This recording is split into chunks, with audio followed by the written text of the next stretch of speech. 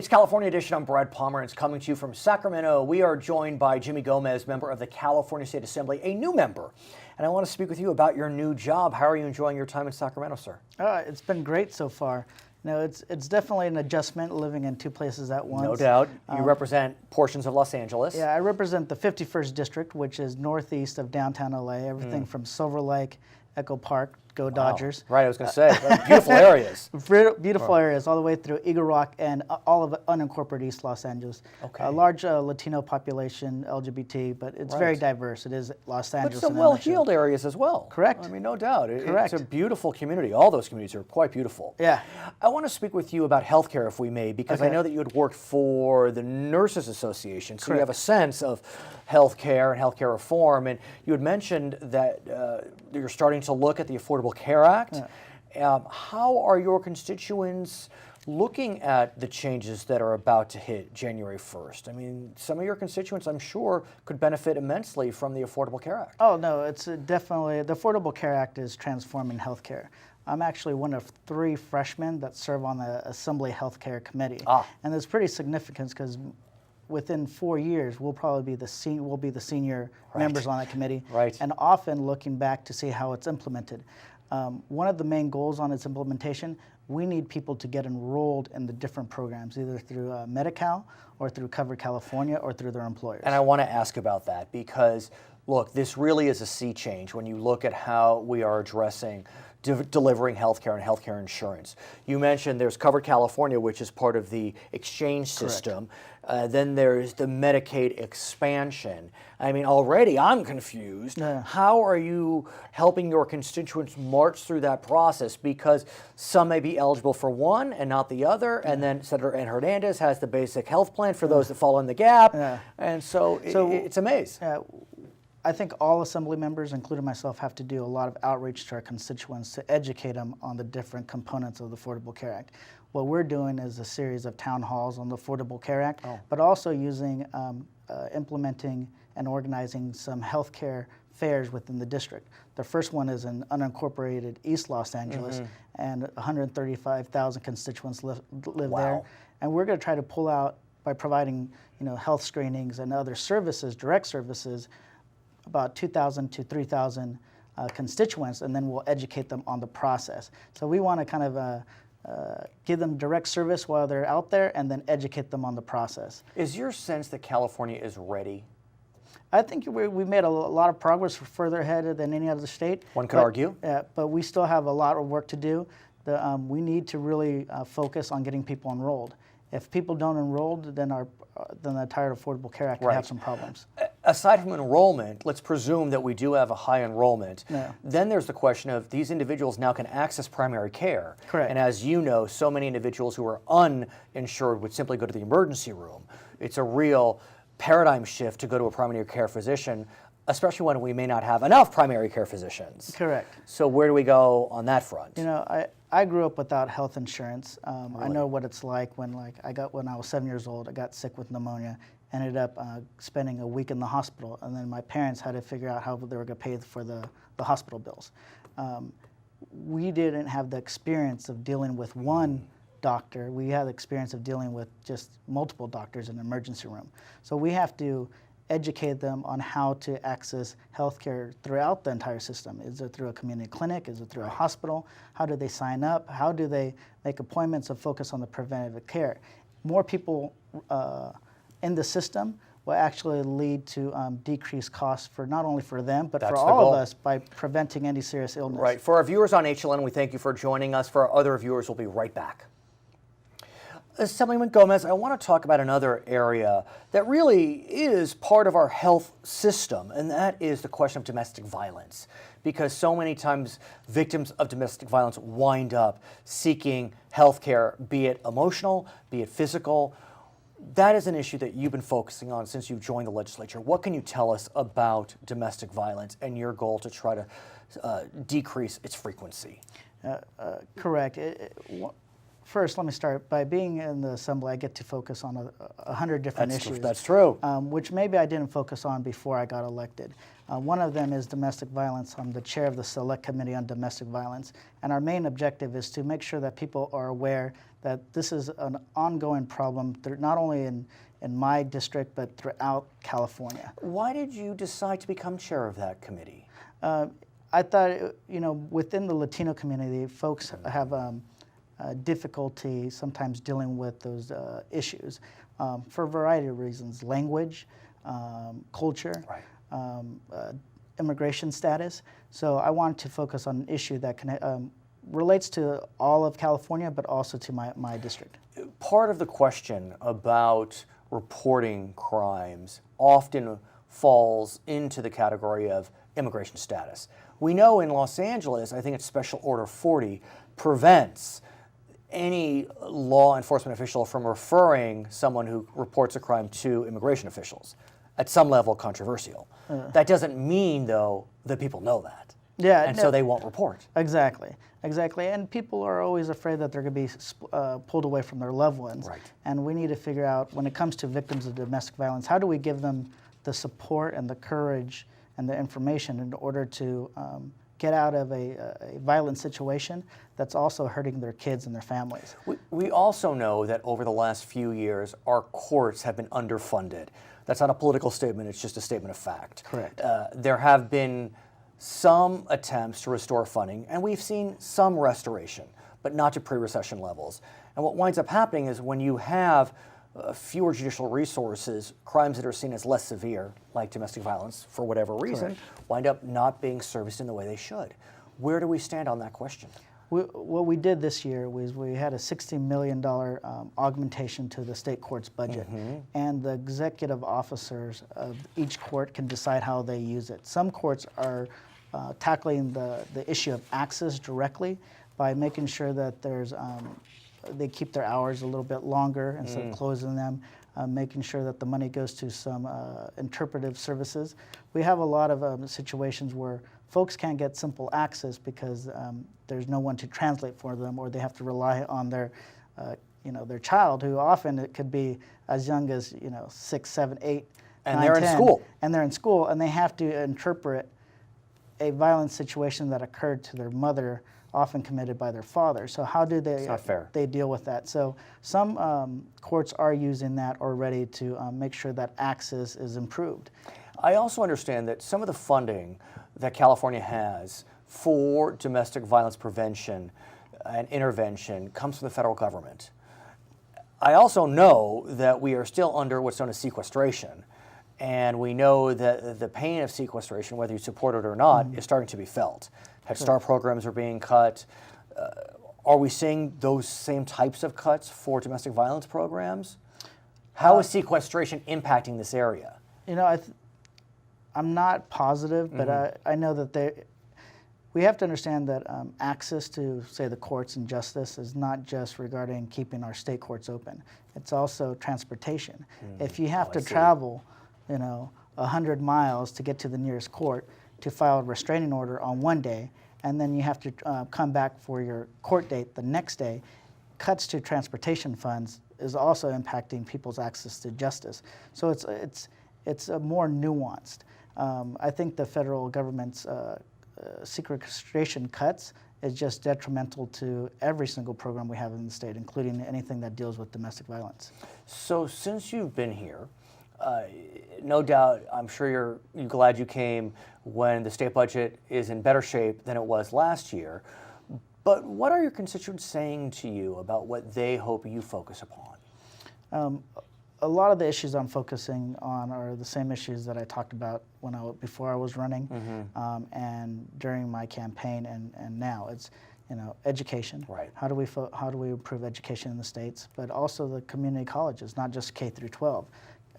I'm a product of the community college system. That wound up at Harvard. I wound up at Harvard, gave me that second chance to I love it. to improve my life, and You'll come back? we'll come back. Okay, thanks so much. His name is Jimmy Gomez, member of the California State Assembly. My name is Brad Pomerance. You're watching California Edition.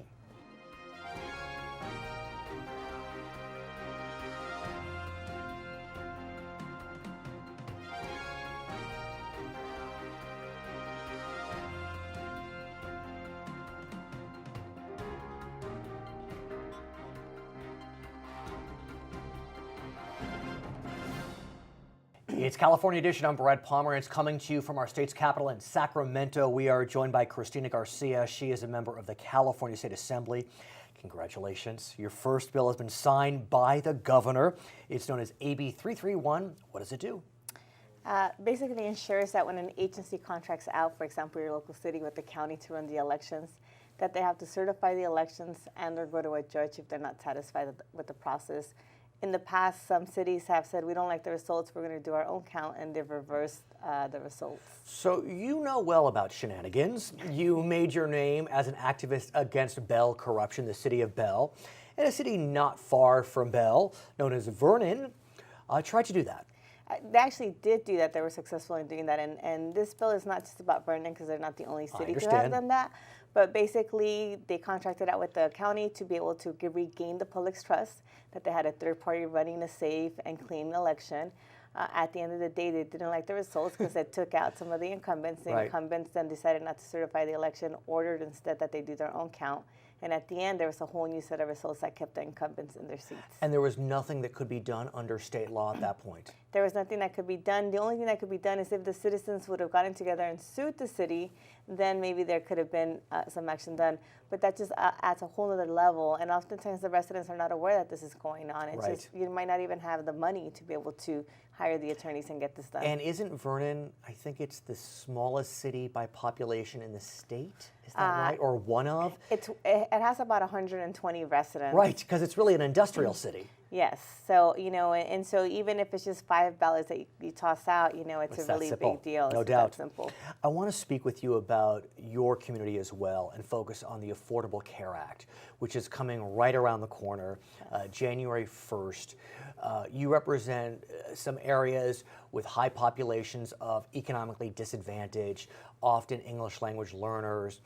Are they getting the message about the Affordable Care Act and the benefits which might be available to them?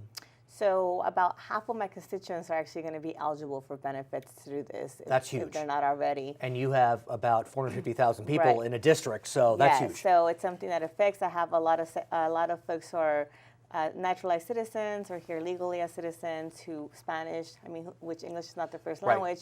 And so definitely I think reaching out to these populations is really important.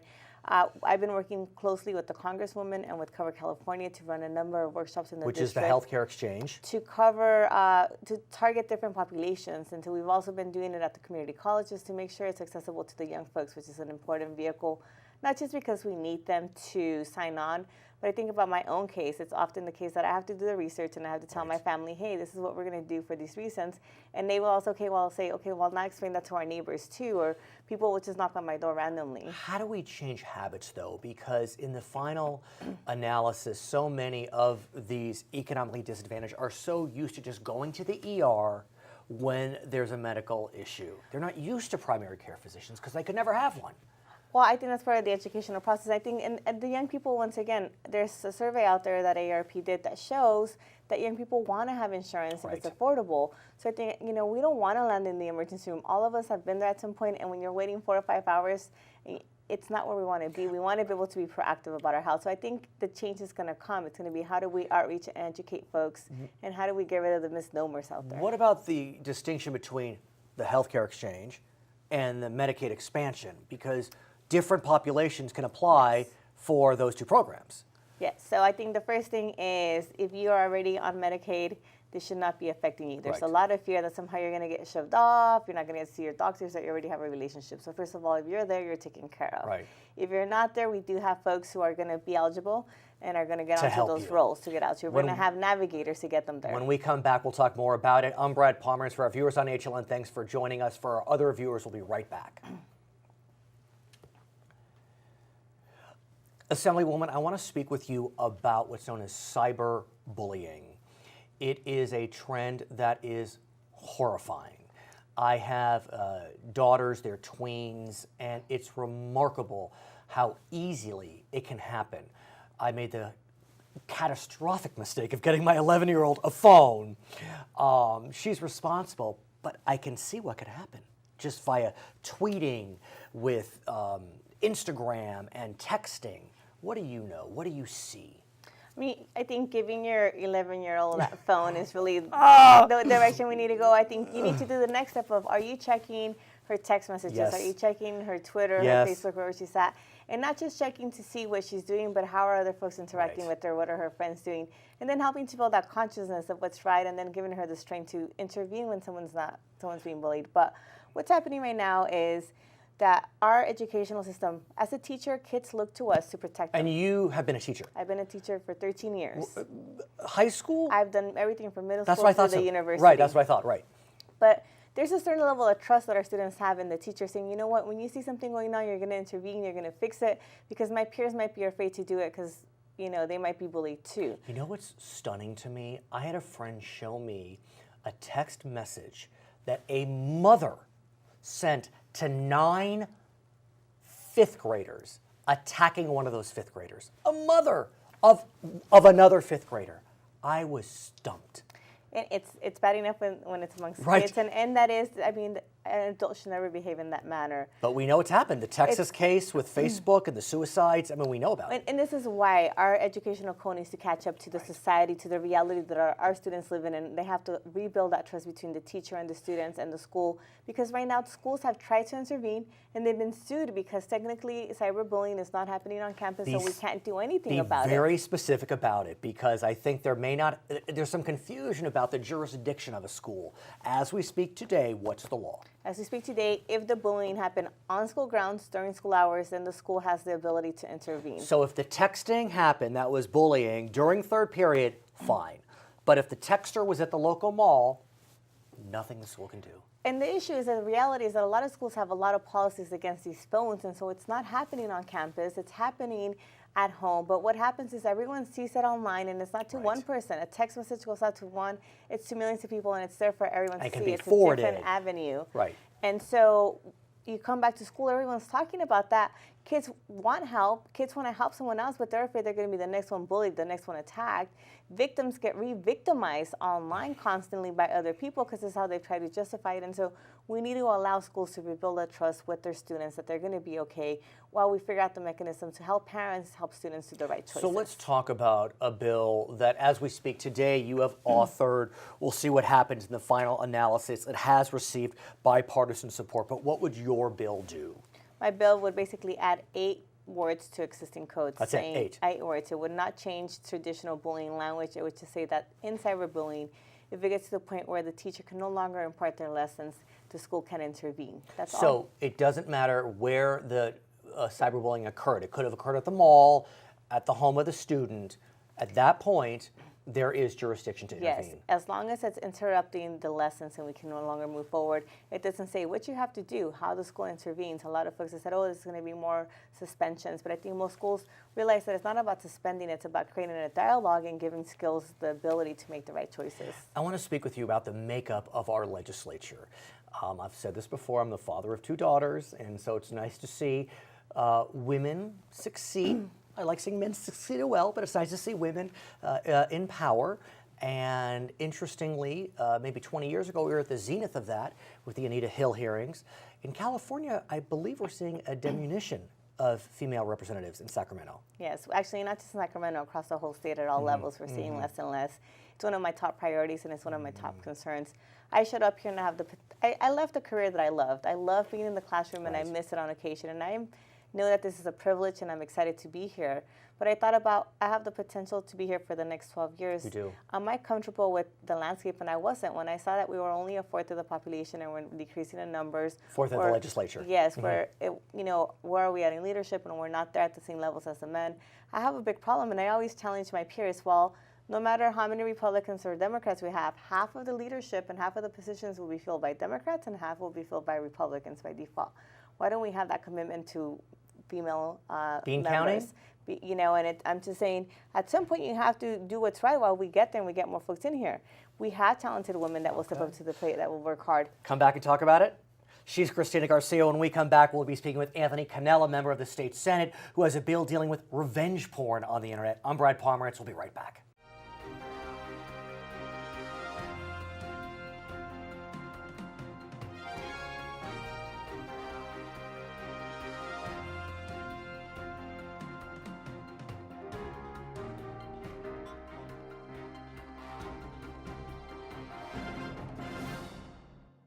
Welcome to California Edition. I'm Brad Pomerance. We are coming to you from Sacramento, and our guest is Anthony Cannella. He is a member of the California State Senate.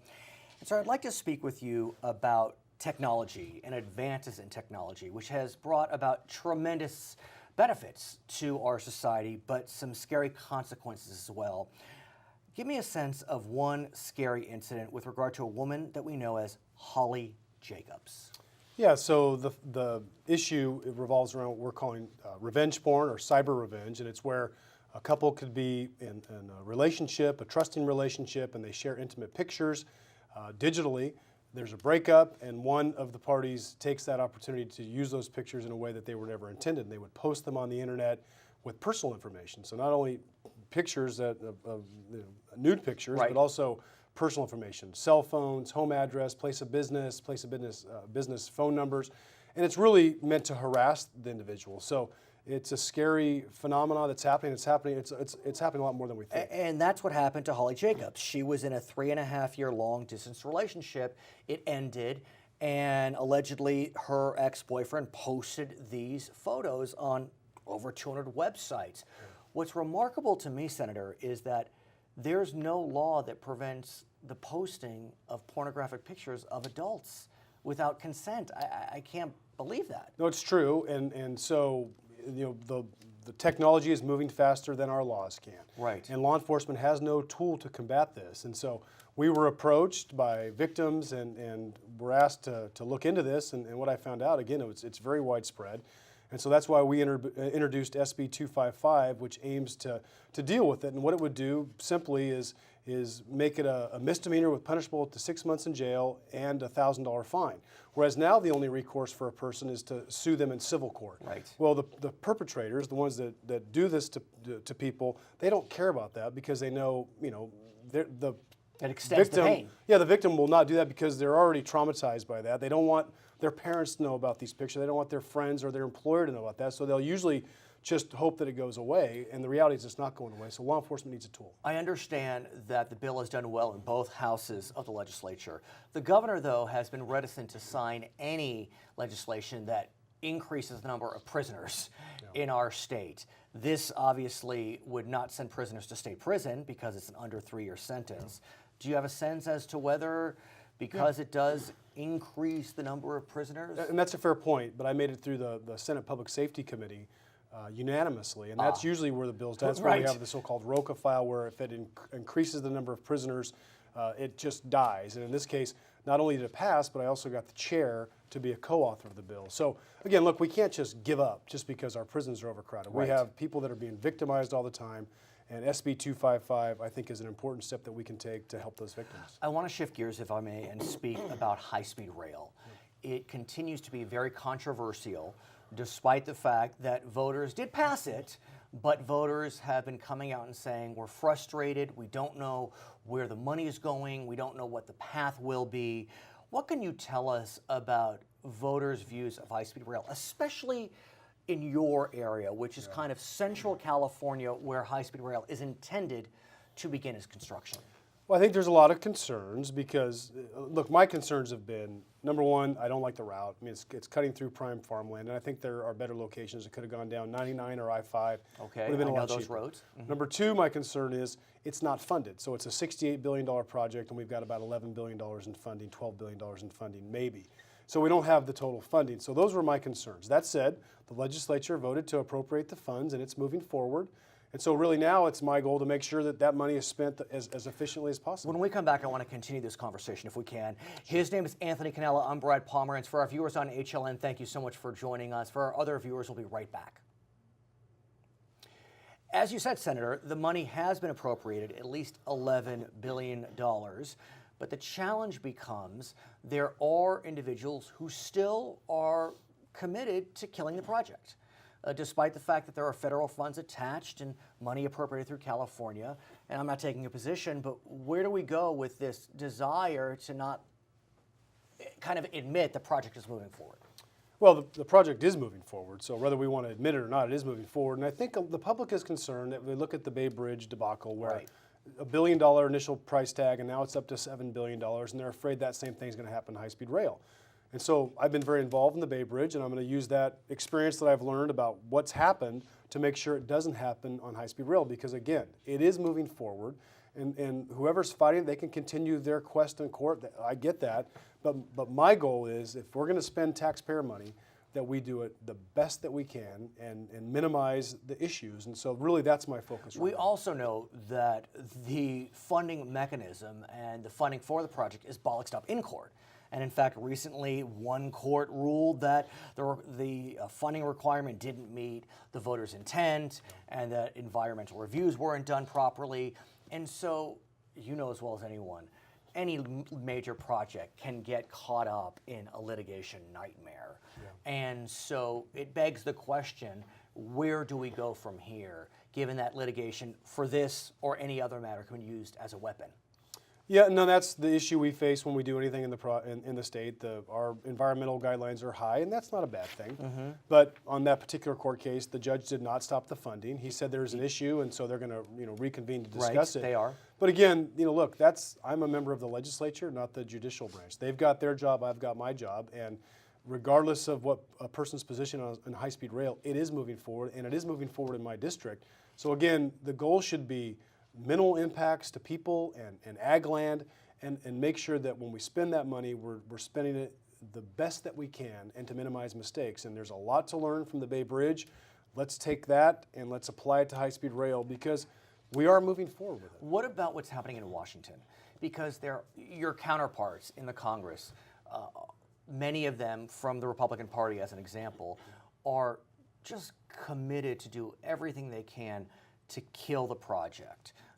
They're trying to zero out the transportation budget for this particular project. Congressman Denham, Congressman McCarthy, they're very clear that they just don't like it.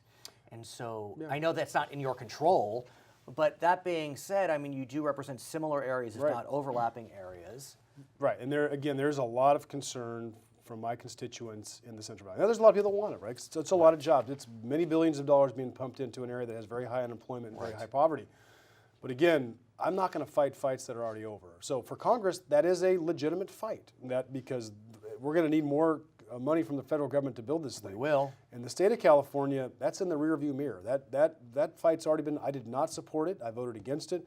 I was in the minority. The project's moving forward, and it's my job now as a representative of the 12th Senate District to make sure that if we're going to build it, we do the best that we can. Now, the first leg, I believe, goes from Merced to Bakersfield. Is that right? It's Madera to Bakersfield. It's actually Madera to Fresno, and then Fresno to Bakersfield is the next one. And does your district include some of that area? It does. I represent Madera, and then the new district that I'll represent is the western side of Fresno County. So you really are right in the thick of this. I am, yes. And so many of the folks that have been hammering at this has been the farmers that you mentioned. Mm-hmm. And so do you sit down with them? Have you sat down with them to try to come to consensus? Because all I hear and see is just fighting and screaming and litigation.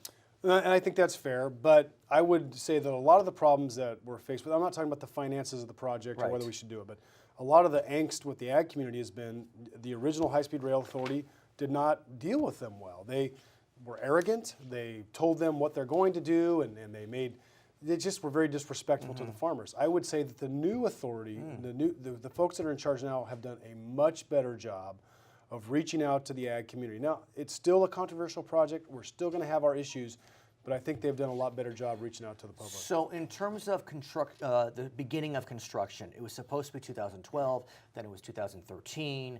We hear 2014. Yeah. You think it will happen? I do. Really? Yeah, again, unless there's some litigation that holds it up. They're awarding a contract. They're working. They're actively working in the area, identifying right-of-way, trying to acquire right-of-way. So it's working. It's moving forward. We'll see. His name is Anthony Cannella. He's a member of the California State Senate. My name is Brad Pomerance. Thank you so much for watching California Edition.